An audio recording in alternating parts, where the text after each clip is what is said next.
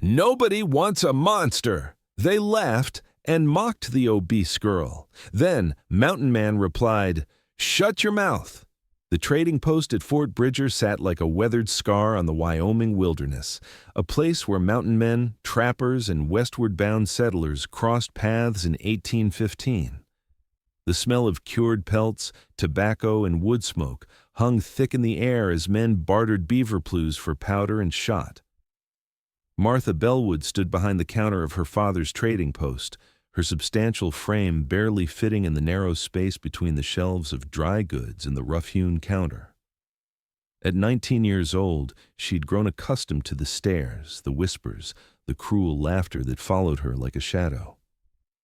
Her father, Samuel Bellwood, had built this post 5 years ago, and Martha had been his silent partner ever since her mother died of fever on the journey west. "Look at the size of her," a voice rang out from near the door, loud enough for everyone to hear. "Reckon she eats more than all the horses combined." Martha kept her eyes down, counting out lead balls for a customer, her thick fingers moving with practiced efficiency, despite the trembling that threatened to overtake them. "She ain't never gonna find no husband," another voice joined in. "No man wants a woman who'd break his horse's back." Laughter erupted from the group of young trappers who had arrived that morning. They were green, probably on their first season in the mountains, full of bravado and whiskey courage. Samuel Bellwood emerged from the back room, his face reddening. "That's enough. You boys want to trade, you trade. You want to run your mouths, you do it somewhere else." The tallest of the young men, a lanky fellow with a patchy beard, sneered. "We're just having some fun, old man. No harm in stating facts. Nobody wants a monster like that." The words cut deeper than any knife. Martha had heard variations of this cruelty for years, but it never stopped hurting. She turned away, pretending to organize the shelves, blinking back tears that burned hot behind her eyes. The door to the trading post swung open with such force it crashed against the wall. Every head turned toward the entrance where a figure stood, silhouetted against the bright mountain sun. The man who entered was a sight that commanded immediate silence. He stood well over 6 feet tall, with shoulders broad as an ox yoke beneath a buckskin shirt dark with age and weather. His face was weathered leather, creased by years of sun and wind and cold, framed by long dark hair streaked with gray and a beard that reached his chest. But it was his eyes that held everyone frozen, pale blue like glacial ice, and just as cold when they swept across the room. This was Jeremiah Stone, a name whispered with equal parts respect and fear throughout the Rocky Mountains. He had been trapping these ranges for 20 years, longer than most men survived in this brutal country. Some said he'd been a soldier once, a scout for the army. Others claimed he'd been a fugitive, fleeing some dark past in the civilized world.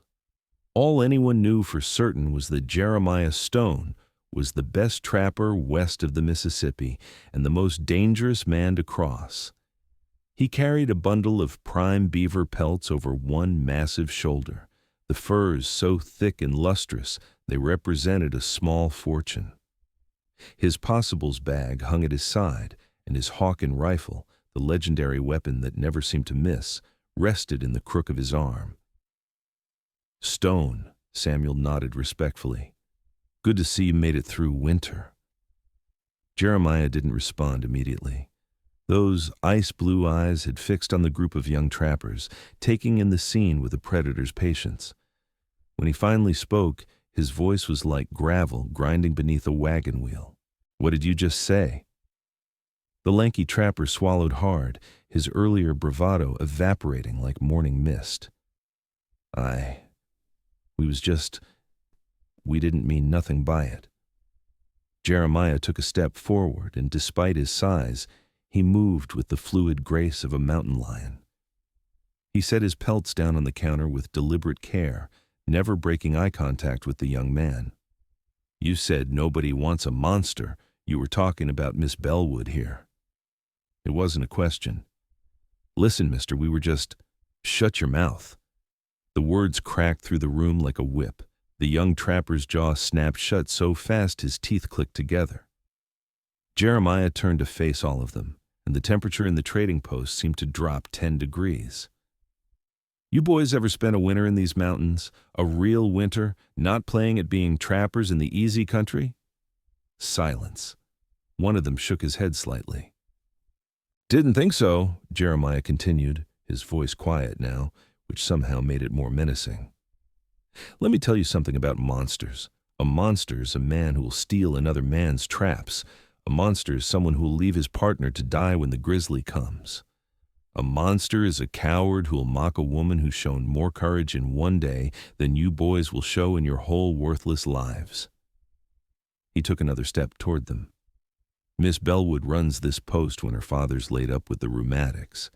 She treats every man fair, keeps honest books, and works harder than any three of you combined.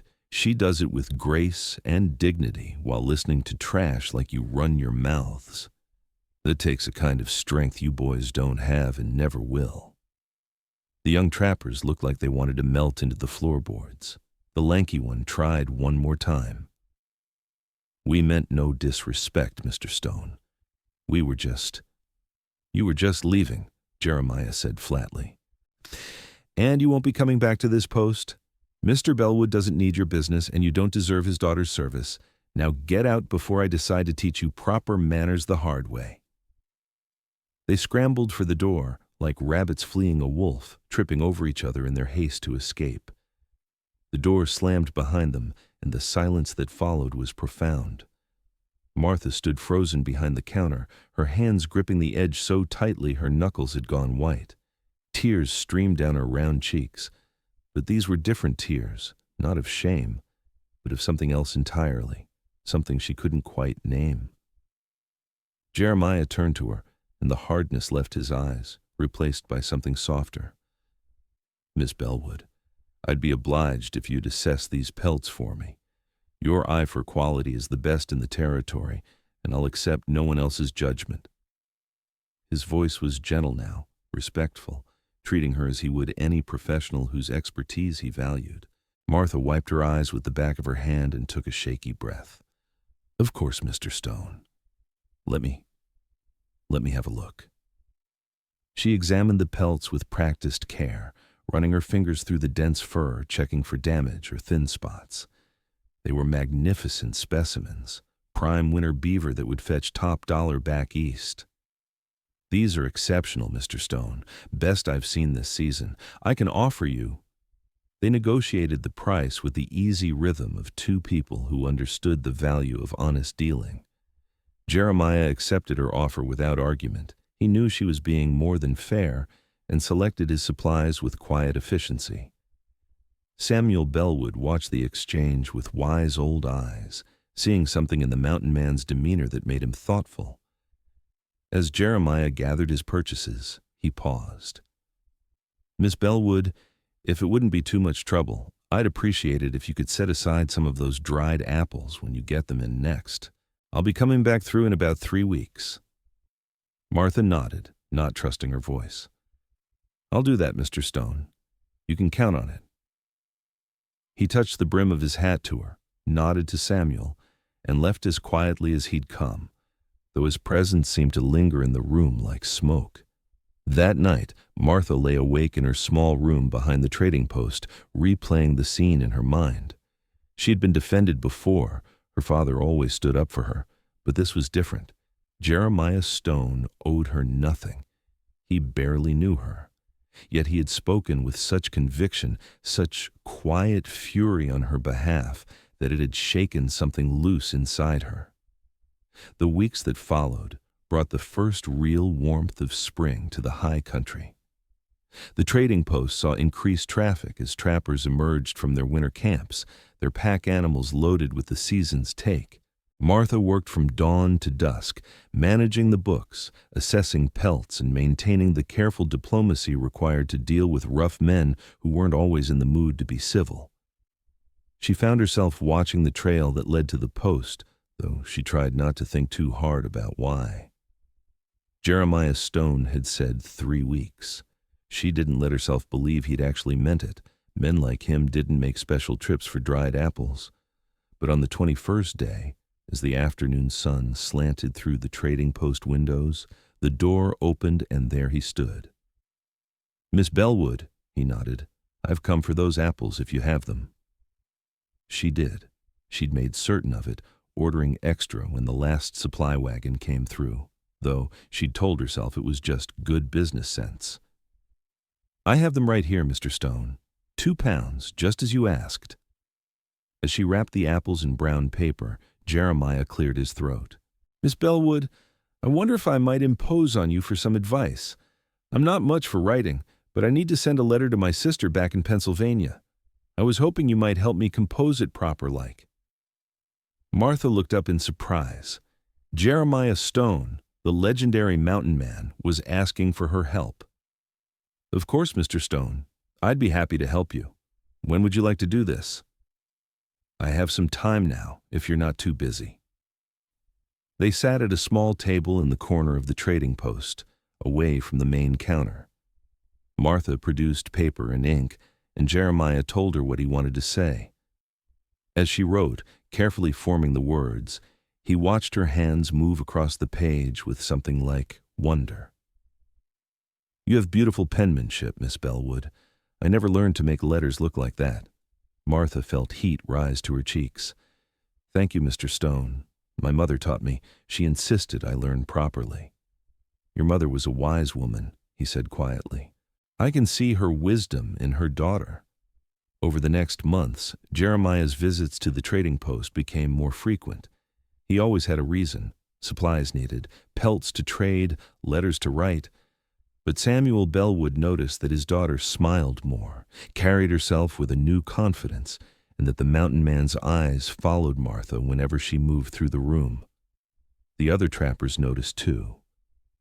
Word spread that Jeremiah Stone had taken a particular interest in the Bellwood girl, and the cruel comments stopped entirely. No one was fool enough to insult someone under Stone's protection, but it was more than protection. Through long conversations over letter-writing sessions, through quiet exchanges at the counter, through shared moments of laughter at some trapper's tall tale, Martha and Jeremiah were building something neither had expected to find. One evening in late summer, as the trading post was closing, Jeremiah lingered after the last customer had left. Samuel made himself scarce, suddenly remembering urgent business in the storage room. "Miss Bellwood." "Martha," Jeremiah began, his usual confidence deserting him. "I'm not a man of fine words. I've spent most of my life alone in these mountains, and I figured that's how I'd finish my days. But since that day in spring when I first really saw you, not just looked at you, but saw who you are, I can't seem to get you out of my thoughts." Martha's heart hammered in her chest. "Mr. Stone, Jeremiah," he interrupted gently. "Please call me Jeremiah." "Jeremiah," she repeated softly. "I don't understand. You could have anyone. Why would you want—" He reached across the counter and took her hand in his, rough and scarred and surprisingly gentle. "I want you because you're kind and smart and strong, because you treat everyone with dignity even when they don't deserve it, because your eyes light up when you talk about books, and because you make me want to be a better man than I am. I don't care what anyone else sees when they look at you. I see the woman I want to spend my life with." Tears spilled down Martha's cheeks again, but like that first day, these were tears of something precious and fragile and new. "I never thought anyone would see me that way." "Then you've been surrounded by blind fools," Jeremiah said firmly. "Martha Bellwood, I know I'm not much of a prize myself. I'm too old for you, too rough, too set in my ways. But if you'll have me, I swear I'll spend every day making sure you know how remarkable you are." "Yes," Martha whispered. Then louder, with joy breaking through her voice like sunlight through clouds, "Yes, Jeremiah, yes." Samuel Bellwood emerged from the back room with suspiciously good timing, a broad smile on his weathered face. "I suppose this means I'll be needing to build an addition to the cabin. Can't have my daughter and her husband living in a room the size of a rabbit hutch." The wedding took place 6 weeks later, officiated by a circuit preacher who happened through the territory. It was a simple affair held at the trading post with trappers and settlers as witnesses. Martha wore a dress of deep blue calico that she'd sewn herself, and Jeremiah wore clean buckskins and had trimmed his beard for the occasion. As they stood before the preacher, Martha felt the weight of every stare, every whispered comment, every cruel laugh she'd endured over the years. But Jeremiah's hand holding hers was steady and sure, and when he looked at her, she saw nothing but love and pride and absolute certainty. "I do," he said, his voice carrying through the room. "I do," she echoed, and meant it with every fiber of her being. The trading post prospered under their joint management. Jeremiah still trapped in winter, but he took shorter trips now, always eager to return to Martha and the home they were building together. He taught her to read sign and track game, and she taught him to read more than just basic words, opening up worlds of literature and learning he'd never imagined. Martha bloomed under Jeremiah's unwavering devotion. She moved with confidence now, her head held high, because she finally saw herself as he saw her, not as something to be mocked or pitied, but as a capable, intelligent, beautiful woman worthy of respect and love. When travelers new to the territory made the mistake of speaking ill of her, Jeremiah's reputation usually preceded him, and a single cold look from those ice-blue eyes was enough to silence any disrespect. But more often than not, Martha handled such situations herself, with a quiet dignity and sharp wit that left would-be mockers feeling small and ashamed. The turning point came on a crisp autumn day when a well-dressed couple arrived at the trading post in a fancy wagon, clearly emigrants from back east who'd taken a wrong turn. The woman, thin as a rail and dripping with superiority, looked Martha up and down with undisguised disgust. "How do these frontier women let themselves go so completely?" she said to her husband, loudly enough for everyone to hear. "It's positively grotesque. Don't they have any self-respect?" Before Jeremiah could even move from where he stood examining a new shipment of traps, Martha stepped forward. She didn't raise her voice, didn't show anger, but her words carried the weight of earned confidence. "Ma'am, I run this trading post alongside my husband. I can assess the quality of beaver pelts better than any man in 300 miles. I keep books that would satisfy any bank examiner back east. I can track deer, dress a buffalo, smoke meat for winter storage, and navigate by stars. I've survived winters that would kill most city folk in a week, and I'm loved by a good man who sees my worth not in how I look, but in who I am and what I can do. So I ask you, who exactly should I be showing self-respect to? People who judge a woman's value by her dress size, or myself, for being strong and capable and worthy of love?" The silence that followed was absolute. The woman's face had gone from pink to white to red. Her husband took her arm and practically dragged her back to their wagon. Jeremiah walked over to Martha and kissed her forehead, his eyes shining with pride. "That's my girl," he said softly. A grizzled old trapper named Red Davis, who'd been witness to the scene, let out a low whistle. "Mrs. Stone, that was better than any sermon I ever heard. That fancy lady won't forget you any time soon." Martha smiled, feeling 10 feet tall. "Good. Maybe she'll think twice before judging someone she doesn't know. D." As winter approached again, Martha discovered she was with child. Jeremiah received the news with such pure joy that he actually whooped, something no one at the trading post had ever heard him do. He became impossibly protective, insisting she not lift heavy pelts or stand too long at the counter. "Jeremiah Stone, I am pregnant, not made of glass," Martha scolded him, though she couldn't keep the smile from her face. "Women have been having babies since the dawn of time. I'll be fine." "I know that," he said, pulling her close. "But you're my woman having my baby, and that makes it different." Their daughter was born in early spring, small and perfect and loud. They named her Sarah after Jeremiah's mother. When Jeremiah held his daughter for the first time, cradling her tiny form in his massive hands, Tears streamed down his weathered face. "She's perfect, Martha, just like her mother." "Oh." Martha, exhausted but radiant, watched her husband with their child and felt a happiness so complete it almost frightened her. "She has your eyes," she whispered. "I can already tell." As Sarah grew, the trading post became known not just as a place of fair dealing, but as a place of acceptance and respect. Martha and Jeremiah's example showed everyone who passed through that worth had nothing to do with appearance and everything to do with character. Young trappers who came through learned quickly that the stones didn't tolerate cruelty or small-mindedness. More than one green boy received a stern talking to from Jeremiah about how a real man treats people, regardless of what they look like. "You measure a person by what's in here," Jeremiah would say, tapping his chest over his heart. "And here," tapping his head. "Everything else is just packaging. And if you're too stupid to see that, you're not the kind of man I want trading at my post." Bertie Talmansal. 5 years after their wedding, on a clear summer evening, Martha and Jeremiah sat on the porch of their expanded cabin, watching Sarah play with the trading post cat. Samuel had retired, leaving the business entirely in their capable hands, and was inside reading to his granddaughter before bed. "Do you ever think about that day?" Martha asked quietly.